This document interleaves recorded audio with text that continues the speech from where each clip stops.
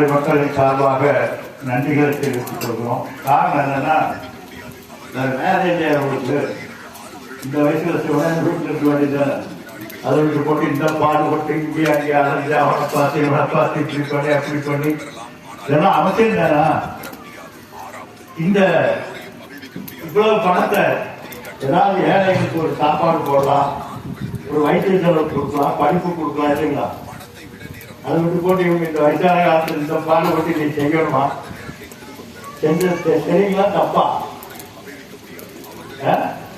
சரியா தப்பா சொல்லுங்க. இந்த பணத்தை ஏழைகளுக்கு ஏதாவது கொடுத்துட்டா பிரயோஜனமா இருக்குமா இல்லையா? படிப்பு செலவு கொடுத்துட்டா பிரயோஜனமா இருக்குமா இல்லையா? அதையெல்லாம் வெட்டி போட்டு வெட்டியே கொண்டுட்டு வந்து இப்படி பண்ணிட்டு இருக்காங்களே, இவங்க எல்லாம் பைத்தியம் கொடுத்துருக்கா?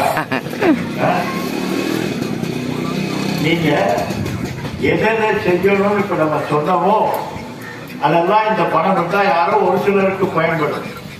ஆனா இந்த கும்பாபிஷேகத்தின் மூலமா ஆனமலை மக்கள் அத்தனை பேருக்கும் இது இந்த பயன்